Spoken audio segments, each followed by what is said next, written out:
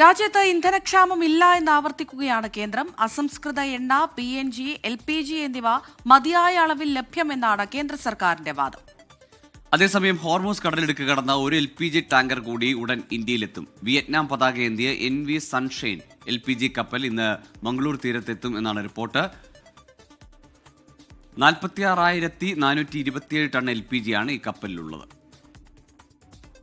വിനീത VG ചേരുന്നുണ്ട് വിശദാംശങ്ങളുമായി. വിനീത, ഇന്നലെയും കേന്ദ്രമന്ത്രി ഹർദീപ് സിംഗ് പുരി ഇക്കാര്യത്തിൽ വിശദീകരണം നൽകുന്നുണ്ടായിരുന്നു, അല്ലെങ്കിൽ ജനങ്ങളോട് പറയുന്നുണ്ടായിരുന്നു യാതൊരു ക്ഷാമവും പ്രതിസന്ധിയും ഇല്ല എന്നത്. നേരത്തെയും ആവർത്തിച്ചതാണ്. പക്ഷേ ഈ വിലക്കയറ്റത്തിന്റെ സാഹചര്യത്തിൽ ട്രംപിന്റെ ഇന്നലത്തെ യുദ്ധസന്നദ്ധമെന്ന പ്രഖ്യാപനത്തിന് പിന്നാലെ ക്രൂഡ് വില ഉയർന്നതുമൊക്കെ ഒരാശങ്ക ഉയർത്തുന്നുണ്ട്.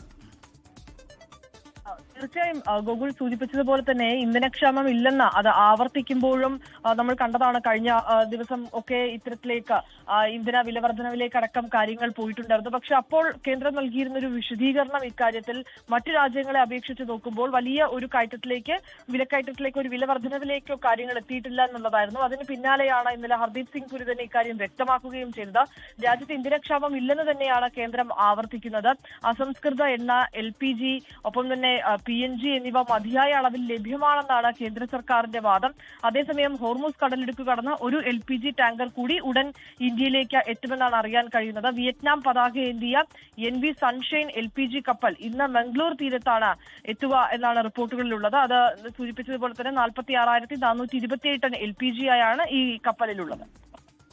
ശരി, വിനീത VG ആണ് വിവരങ്ങൾ നൽകിയത്. ഇന്ധന വില ഉയർന്നു, അതുപോലെ തന്നെ എല്ലായിടത്തും ഈ ക്രൂഡ് വില ഉയരുകയും ചെയ്യുമ്പോഴും നമുക്ക് ക്ഷാമമൊന്നുമില്ല, പാചകവാതകത്തിലടക്കം ക്ഷാമമില്ലെന്നതാണ് സർക്കാർ നൽകുന്ന വിശദീകരണം.